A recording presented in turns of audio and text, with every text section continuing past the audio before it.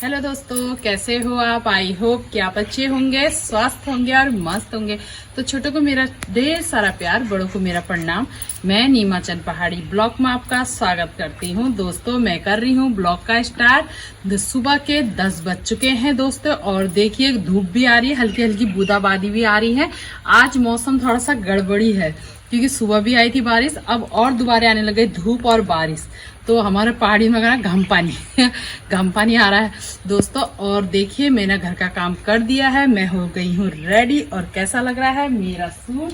और मैं नहा धो के अभी बाल ऐसे ही बना रखे हैं क्योंकि लेट हो रहा है। और ये मुझे दिया था हमारी सरता बुआ ने, सूट दिया था उनको, कहा कि तू पहन ले, पसंद आएगा तो ले ले कहा, तो मैं इसलिए पहन के जा रही हूँ। और मैं जा रही हूँ खटीमा। और खटीमा मेरी जो मौसी की लड़की थी, बड़ी मम्मी की लड़की, मेरी बहन, तो उसके यहाँ पे है आज कथा। क्योंकि जब जन्माष्टमी के बाद आज ये वाला व्रत भी रखते हैं कह रही थी, और आज के दिन उद्यापन करती हूँ। तो जल्दी आ कह रही थी। मैं हो गई हूँ लेट, और मेरे हस्बैंड जी भी स्कूल गए हैं और मेरे बच्चे भी स्कूल गए हैं। एक ही लड़की नहीं गई है क्योंकि लड़की की आज है छुट्टी। तो दोस्तों मैं जा रही हूँ, बारिश भी आ रही क्योंकि मुझे जाना है लिफ्ट मांग के, यहाँ से जाऊंगी फिर खटीमा टेम्पो से जनकर से जाऊंगी। लेट हो गई हूँ, मुझे जाना है फटाफट। तो तब तक के लिए मेरे वीडियो में बने रहिए दोस्तों। और दोस्तों एक बात कहना तो भूल गई मैं दोस्तों आपसे ये कहना चाह रही थी कि जो आप वीडियो मेरी सुबह 6 बजे पहुंचती थी आज के पास, और तो आजकल नहीं पहुंच पा रही है क्योंकि प्रॉब्लम हो रही है नेटवर्क।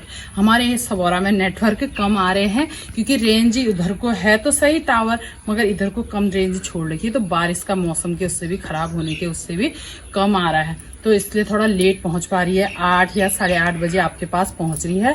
तो इसके लिए मैं माफी मांगना चाहती हूँ। अगर नेटवर्क सही रहेंगे तो टाइम से आपके पास पहुंच जाएगा। तो मेरे सपोर्ट कीजिए दोस्तों, और लाइक का बटन जरूर दबाना क्योंकि आप लाइक नहीं दबाते। अब मैं जा रही हूँ, तब तक के लिए मेरे वीडियो में बने रहिए। तो दोस्तों मैं पहुँच चुकी हूँ खटीमा, और यहाँ भूड़ पे हूँ मैं, और पैदल जा रही हूँ। मुझे घर से ही लिफ्ट मिल गई थी, कोई भैया थे वो जा रहे थे नौगवा ठग्गू, तो उनने मुझे लिफ्ट दे दी, मुझे यहाँ पे छोड़ दिया। अब थोड़ा सा आगे से मुझे टुक टुक मिल जाता तो अच्छा होता, मैं टुक टुक में चली जाती। और देखती हूँ, ये तो पैदल जाना थोड़ा ही दूर है, नहीं तो पैदल ही जाना पड़ेगा मुझे। अब हो गए ही लेट, पंडित जी भी कथा वगैरह कर दिया, पता नहीं, वहाँ चल के दिखाती हूँ मैं आपको। हमारे यहाँ पे तो बारिश हो रही थी, यहाँ पे तो काफ़ी अच्छी धूप भी निकली है, गर्मी भी हो रही है। अरे मैं छाता तो लाई हूँ, मैं तो भूल गई।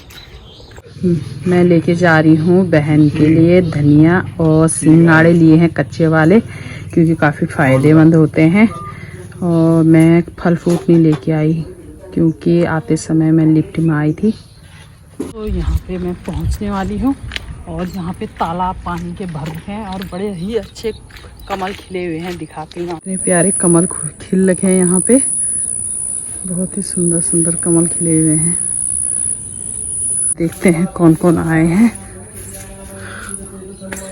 और ये देखिए मेरी बहन का पान का पत्ता यहाँ से यहाँ तक पहुँच गया है।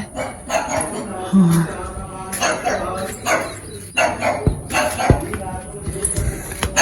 चिल्ला रही है, देखो बुग्गू बदमाश है, बुग्गू चिल्ला रही है। आए हुए हैं।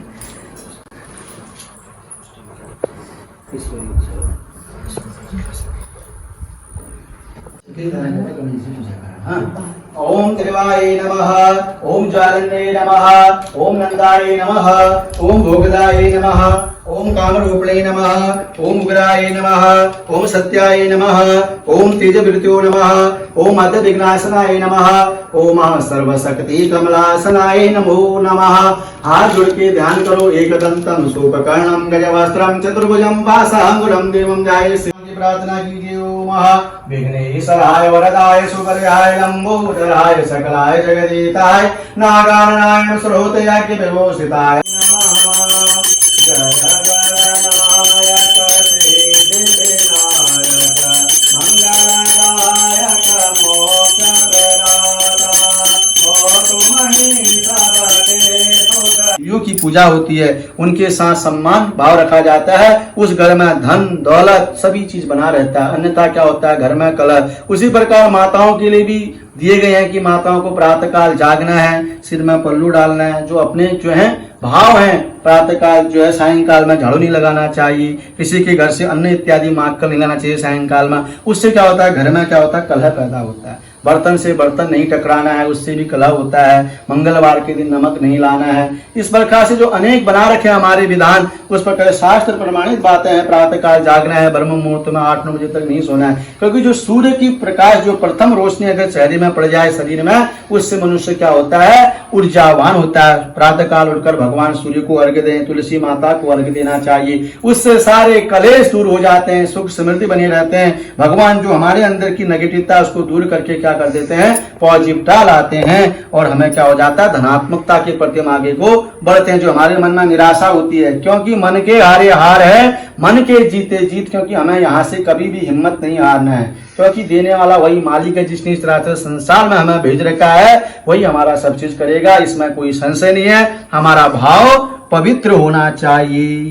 तो इस प्रकार भक्तजनों, जो उल्कामुख नाम का राजा था, देवालय में भगवान क्या क्या करता था, पूजा अर्चन करता था। तो एक वर्णिक साधु भी अपनी नाव को किनारे में स्थापित किया और उस देवालय में गया और उस राजा से बोला कि हे राजन, आप ये भक्ति युक्ति चित्त से क्या करवा रहे हैं। राजो हुआ पड़ती है, जिस प्रकार शुक्ल पक्ष का चंद्रमा बढ़ता है, क्योंकि एक महीने में 2 पक्ष होते हैं, 15 दिन का शुक्ल पक्ष और 15 दिन का कृष्ण पक्ष होता है। इसके पहले क्या था, हमेशा शुक्ल पक्ष ही था, अमावस की रात अंधेरा होता ही नहीं था। जब क्या हुआ, दक्ष प्रजापति की 27 कन्याओं में से जो है रोहिणी का विवाह जो है, और अन्य जो कन्याएं थी सती माता का भगवान भोलेनाथ के सप्त ऋषियों के साथ, बाकी जो बची हुई कन्याएं थी उनका किसके साथ हो गया, चंद्रदेव। चंद्रदेव क्या है, मन के राजा है, हमारे मन को जो चलायमान करते हैं वो चंद्र देवता ही हैं। तो चंद्र देवता रोहिणी को तो अति अच्छा मानते थे, परंतु बाकी जो उनकी पत्नियां थी, रोहिणी की बहन, उनको वह अच्छा नहीं कही। दक्ष प्रजापति ने चंद्रदेव को समझाया, चंद्रदेव नहीं समझे, तो दक्ष प्रजापति ने श्राप दे डाला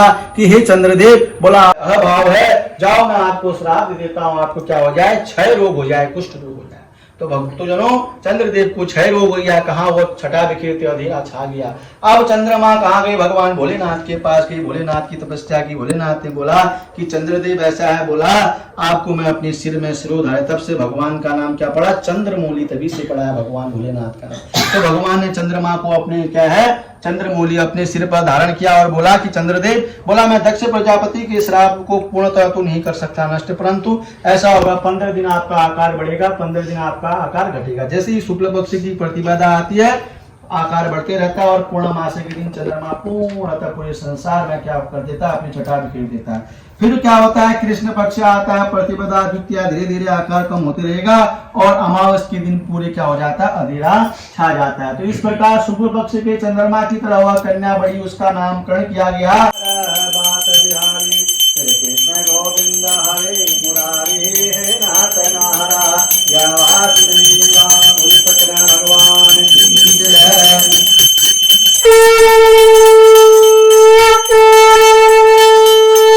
पहुंचता है, क्योंकि हमारे देश में अनेक मिसाल है, जो छोटे छोटे व्यक्ति हैं आज कितनी अच्छी पोस्टों में पहुंच गए हैं। देखो, किसी का गरीब का बेचारा रिक्शा चालक का बेटा IAS PCS बन जाता है और किसी धनाढ्य व्यक्ति का बच्चा वहीं रह जाता है। यही है ना हमारा जो मार्ग है, प्रस्तुत होना चाहिए। बच्चों को हमेशा यह सीख देनी है, चाहे हमारे पास कितना भी धन आ जाए, बच्चे को जमीनी हकीकत, हमारी ग्राउंड, हमारी स्थिति क्या थी, कैसे हम यहाँ पहुंचे, उसको इस जमीन से जुड़ाना जरूरी है। तभी तो अर्थ भूमि बताया गया है ना। यही से क्या होगा, बच्चा सीखेगा, इसी भूमि में उछल कूद कर बड़ा होता है, तो उसको यहीं से सब चीज सिखाना है, संस्कार भी यहीं सिखाने हैं। माता पिता जब भगवान की सेवा, भगवान के प्रति हाथ जोड़ेगा, तो माता पिता के प्रति भी विनम्र बनेगा। अगर हमारी 3-4 संतान, हमारा माँ बाप क्या करते हैं, खूब पढ़ाया लिखाया, खूब धन कर देते हैं, एक बच्चे को अमेरिका भेज दिया, एक को ऑस्ट्रेलिया भेज दिया, हमारा एक कहीं और चले गया, इस प्रकार 4 बच्चे, माँ बाप बेचारे बुढ़ापे में घर रहते हैं।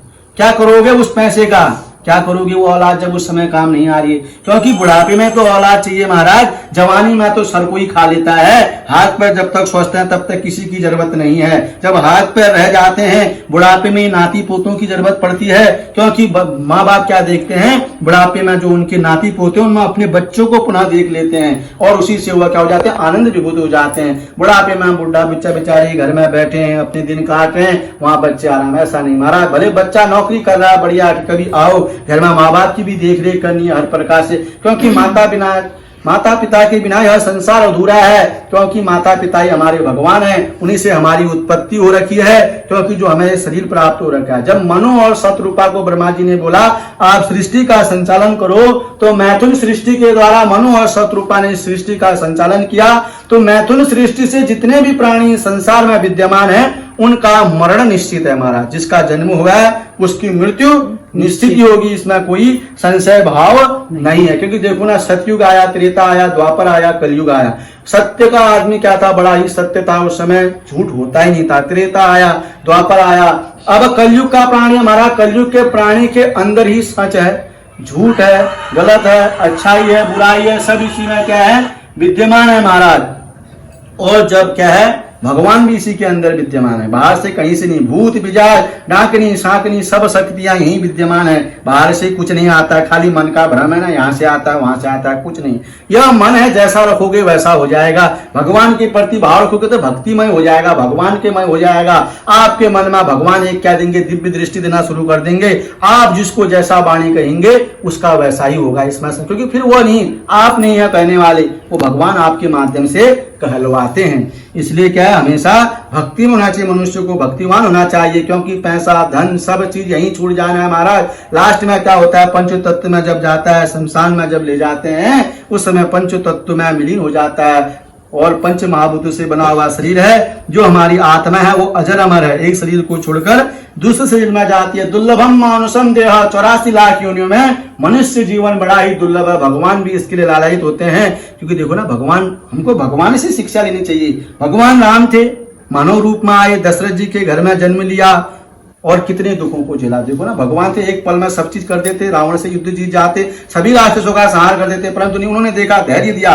जब बचपन छोटे से बचपन में खेलने की उम्र थी, विश्वामित्र जी ले गए साथ में, वहां क्या करा, राक्षसों का संहार किया। वहां से थोड़ा सा आगे को बढ़े, छोटी सी उम्र थी, बाल्यकाल अवस्था में ही वहां क्या हुआ, सीता स्वयंवर में विवाह हो गया। विवाह के बाद मन में सोचा करने की अनुमति हमारा समाज जो है, संत समाज नहीं देता, क्योंकि माता का जो वक्ष स्थल है और जो गर्भ है, इसी से सृष्टि की उत्पत्ति कही गई है, तो इसको पृथ्वी में स्पर्श नहीं होना चाहिए। इसलिए माताओं को ऐसे करके घुटनों के बल बैठ के ऐसे नमन करना चाहिए, और पुरुष पूरे साष्टांग दंडवत प्रणाम कर सकते हैं। तो उन्होंने क्या किया, दंडी स्वामी के सम्मुख साष्टांग दंडवत प्रणाम किया। बोला कि हे दंडी स्वामी, बोला मेरे से गल लेंगे और पुनः कलयुग के बाद पुनः शतयुग आना प्रारंभ हो जाएगा।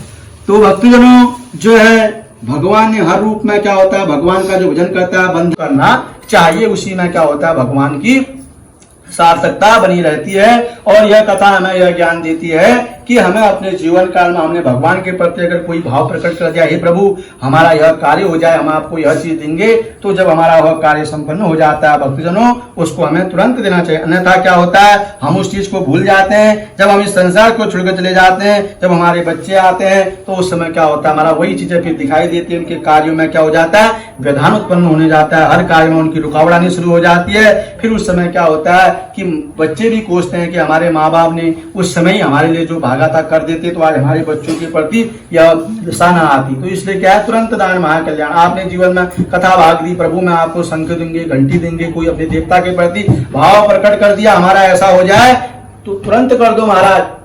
बाद में सोचो कि हम भूल दूल्हा पुल की दूल्हा। जब पूजा होती है, परिवार में शुद्धति रहती है, टकाटक दे दिया, उसको कर दिया चटपट। क्योंकि जीवन बड़ा ही अनमोल है महाराज, और इस जीवन का कुछ नहीं है कि किस समय अंत हो जाए, पता ही नहीं चलेगा आदमी को भगवान के प्रति। हम आदमी डरंचने में मरूंगा, कसा मर लो, की मर लो, ईसा मर लो, सब। जब मृत्यु आती है, मृत्यु के समय आदमी सब चीज भूल जाता है।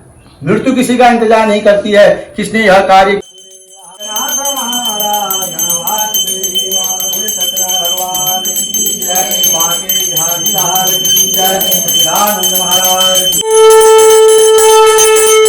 हेलो दोस्तों, सभी लोग जा चुके हैं और आज है राधा अष्टमी। तो राधा अष्टमी के दिन, क्योंकि उस दिन जन्माष्टमी थी, कृष्ण भगवान का जन्म था, तो आज वो व्रत तभी सफल होता है कहते हैं जिस राधा अष्टमी का व्रत रखने में। और मेरी बहन हर साल राधा अष्टमी के दिन रखती है व्रत और होम और कथा करवाती है। जो पंडित जी ने कथा सुनाई थी बहुत ही अच्छी सुनाई थी। मेरा तो मन बिल्कुल गदगद हो गया, काफी ही खुश हो गई मैं। तो दोस्तों, कैसा लगा आज का वीडियो कमेंट बॉक्स में लिखकर जरूर बताना। लाइक, शेयर, कमेंट, सब्सक्राइब करना बिल्कुल मत भूलना। और जो मेरे चैनल पे हैं सब्सक्राइब करे बिना, लाइक का बटन दबाए बिना बिल्कुल मत जाना। और दोस्तों, आप लोग लाइक नहीं करते हैं और अधिक से अपने दोस्तों को शेयर कीजिए। तो कैसा लगा मेरे वीडियो ये दोस्तों, और मैं जाती हूँ, अब मिलूंगी इसी तरीके से, लेट के आऊंगी अच्छे अच्छे वीडियो आपके सामने। तब तक के लिए बाय बाय।